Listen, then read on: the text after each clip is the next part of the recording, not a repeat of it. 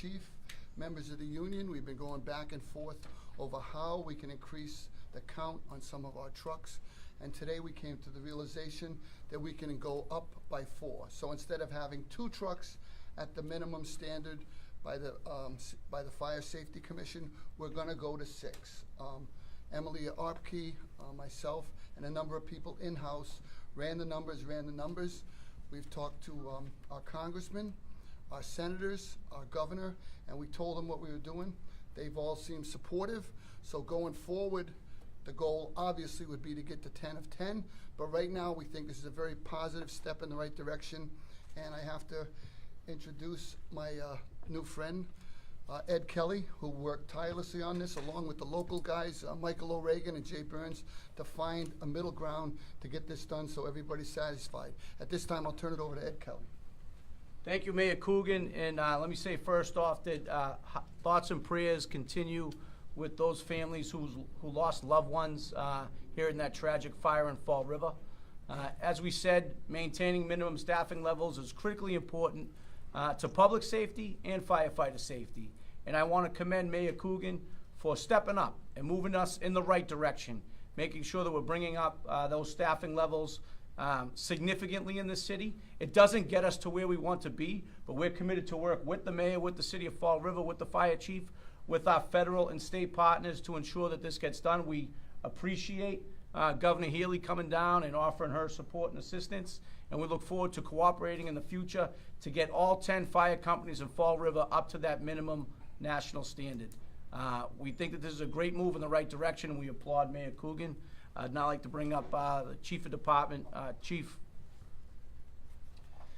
Hey everybody, I'm sure you all know who I am. I just want to applaud the efforts by the group behind me. They've been having meetings since the fire to come to some sort of an agreement where we can begin to move the needle on staffing in the city of Fall River. I've been on for 23 years and this is a fight that precedes me. So I applaud the efforts of these gentlemen, and especially Mayor Coogan for, Mayor and I have been talking about this since my very first interview. And we joke because his concept, it's a difficult concept of what staffing means in the fire service. And I think finally, in the last 2 days, the bulb went off in Mayor Coogan's head and he realized that this is something that we need to do. And I applaud him for taking that step and making this happen. As of 5:30 tonight, we'll be putting out overtimes for the 3 apparatus. And as of 5:30 tonight, we hope that we will have 4 firefighters on the 6 pumps, the 6 engine companies in the city of Fall River. And that will allow us to effect faster fire suppression efforts, faster rescues, and allow our firefighters to work safer, and which in turn makes every citizen of the city safer.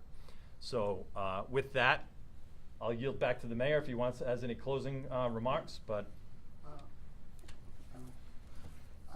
I too was remiss in acknowledging all of the public safety people that have been fighting this battle. Still to this day, we're still working on placement of some of our most difficult clients that were living in the Gabriel House. I want to commend the fire, police, EMS, and EMA for the work they did with this horrific tragedy. And I also want to acknowledge the residents that we've been working with so closely. And yesterday I was on the phone with the families that lost someone in this fire. It's a tough phone call to make, but they understood the gravity of what situation had dropped in their lap, and they understand how much it hurt the city and all of its residents. I also want to thank EMS, which is working with the fire department to help increase these staffing levels to make sure we have the right amount of people in the right spots. As everyone said, this is a team effort. I would never let any of you into any of the meetings as the language was spicy and it went back and forth, but it was only spicy going in the same direction.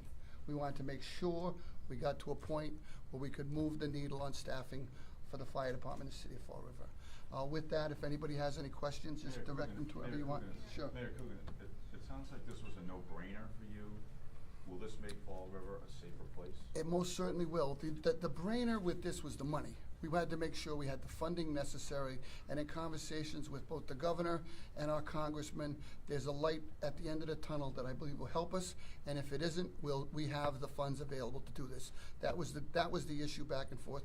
I want to thank our finance person, Emily Opke, and Mike Dion for the community development, the work put in to make sure we could fund this. After we met this morning, we started going over the numbers, and then getting back to the guys, this was the number we came up with. Is there a Does that mean value? other city services will be sacrificed? No, not at this time, no. Is there an additional cost to it, Mr. Mayor? There is, I can tell you it's probably gonna be about $1.5 million, roughing it, yep. And could you just, for us laymen, I want to understand the staffing, so there's 6 pumps? There's 10 trucks that go out on a shift. 2 of them right now have the minimum standard of 4. We're gonna go from 2 to 6. The other 4 are for future work, hopefully we can get there as soon as possible. And how many on those 4, the understaffed ones? 3, it was what we've had for the last 20 years. Mayor, does that mean additional firefighters are hired? Or Yes. So it's an additional 4 firefighters are hired? I'm not sure the So- number of firefighters that we're gonna hire. So in the immediate term, we're going to be filling those gaps with overtime. It's really the only option we have. Right now, it takes us between 9 months and a year to complete the hiring process with all the trainings that need to go on and the timing of those trainings. In the long term, we will be hiring firefighters, but it needs to be more than that 4. There's 4 per shift, and plus those people have vacations and all that stuff. So we figure 5.5 for each position. So we'll be looking at 15 to 20 firefighters coming on in the ranks over the next 2 years. So how many total firefighters will now be working in Fall River per shift? Per shift, we'll be up to 38. It'll be up to 38. And Yep. how many was it before?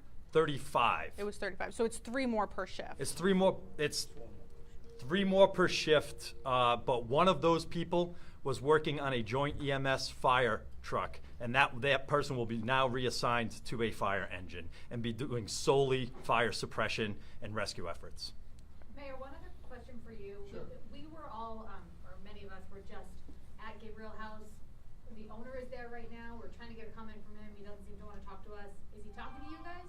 He did talk to us. Do you mind doing it on the mic? Sorry.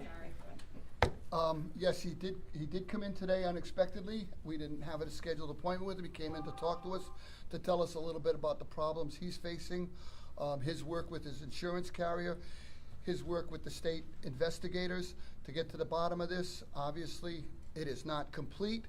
He gave us what he was talking about with them about, and I'm not gonna discuss that here, but at this point, he was, I told him, he said, you sounded like you were mad yesterday at me. I said, I was a little upset that you didn't call us back. I said, in an instant like this, I like constant contact back and forth. Even if you have nothing to say, give me a call and say, I'll get back to you. Same as we do with these guys. I don't have anything right now, call me back, I'll call you back. Stay in contact. This is very, very important during a crisis. When people drop off the map, it makes you nervous because this is that important to me. We did not want to lose sight. He was much more amenable today. Couple of problems we have to work through, but he was here today. What are some of those challenges you're still facing? He's cooperating. I would say today he's definitely cooperating. Yep. What are some of those problems and challenges the city is still facing as you move Well, forward? again, he has 35 people working there. I'm not throwing them on the street either. South Coast Hospital Group said they would do a little job fair for him to try to get these people jobs. I dare say they must need the money for their mortgages, their car loans, their food. So we want to try to get those people back to work. That's what we discussed. We have 2 clients that we are having difficulty placing because of some extraordinary circumstances. We're working on that with the owner, and we expect to have that resolved in the next 24 hours. But this is where we are. We've had 30-something people dropped on us that we're driving all over Bristol County to find a home for at this time, and that's what it is. The hospital, we're getting the status of them constantly, how many are left. I heard 1, I heard 9. How bad are the injuries? We know we have 1 person that's extremely critical, and say a prayer for them, but we're gonna work our way through the whole thing as fast as we can. You think the building will have to come down eventually, Mr. Mayor? Or? Asked him that. He was walking the building with Liberty Mutual yesterday, his insurance carrier. That's way above my pay grade. So what is your message to the owner of that facility now that first he wasn't cooperating and now you say he is cooperating? Well, he said to me today when we were talking, he goes, you were a little hard on me yesterday. I said, well, I was getting a little frustrated because I do like a callback, especially in a crisis. I don't need to call back every day, but if it's something like this, we should be in constant contact. That's all I said to him. I said, I didn't like going out there last night at 8 o'clock to a prayer vigil and having nothing to say when I know that between us in this office, we had people sitting in a holding position because we had nowhere to put them. If he would have called me back and say, find a place, I'll take care of it, we'd have done that, but we were still waiting for a call back. And as I said today, he apologized going forward. We told him, I said, he goes, you text me when you need me and I'll get back to you. That's all I need is some direction. A lot of people mentioned that staffing has been a long-standing issue for the department. Why did it take so long to move the money around to get that staffing at this point? Because obviously, Fall River is a $500 million budget, and I have wants and needs coming from all directions. These guys are extremely important to me. We wanted to make sure we did it. When it's slammed in your face like this crisis, it brings it to the forefront, which is why Ed and the crew came down. How do we fix this? Not a month from now, not a week from now, now. That was the message today. We went back and forth today. We came up to a compromise that I think works for the city and for the fire union. But right now, everyone's rowing the boat in the same direction. Mayor, are there other changes as a city you think need to be made from lessons learned from this fire? I think the changes coming out of this are going to be nationwide. I think there are things that were done not by Fall River residents, not by mass, but by policies that need to be strengthened going forward. And I think, as in all crisis, sometimes there's a little bit of light that comes out that helps everybody. I'm hoping that's what we take from this, because that was bad. I let someone else talk, please. Yeah, just to answer that question, the changes coming out of this, the staffing issues in Fall River aren't just a Fall River problem. They're in places all over Massachusetts and beyond. And the lesson here is we don't want to have the conversation after the tragedy. And city managers, people that are running, making decision makers at budget time have to prioritize public safety, have to prioritize firefighter staffing in order to protect their population. And that's a lesson, a tough lesson coming out of this. But Mayor, I was asking more specifically about, I guess, assisted living facilities in Fall River, other things outside of just the fire department inspections. Are there other changes that will come out of this? Like Eddie just said, I just learned today that a nursing home and assisted living has a different standard of inspections and what goes on. Maybe those have to be uniform, so we know exactly what's going on in any kind of a place like this. Maybe plans have to be filed more regularly. I heard one time that some of the sprinklers are a 20-year inspection. We're in our 19th year. I don't know what the magic 20 is. That's way, like I said, this is way above my pay grade, but these are problems that need to be addressed, and I know Eddie works on a national level. He's going to take back from this those kind of messages. How do we strengthen the safety of everybody in the country if that's where we have to go? We have time for one more. What other changes are you looking into to make to prevent any other future tragedies? Why don't Jeff, why don't you answer that one? Full after action. You're killing me. So so this isn't the first time this question's been posed to me. I think that we just need to take our time. It's important right now to really put together the pieces of what happened.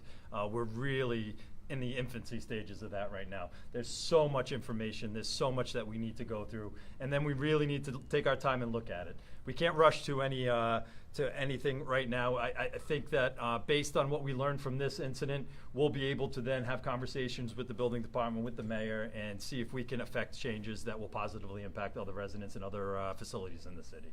So honestly, I mean, that's we owe that, and I've said that, we owe that to the victims of this fire and their families. So thank you, everybody. Thank you. Just to clarify, was there one person still in critical, or was it two? We have two in critical. Two in critical. Yes. Just wanted to make sure. Yep. All right, thank you. Thank you, guys.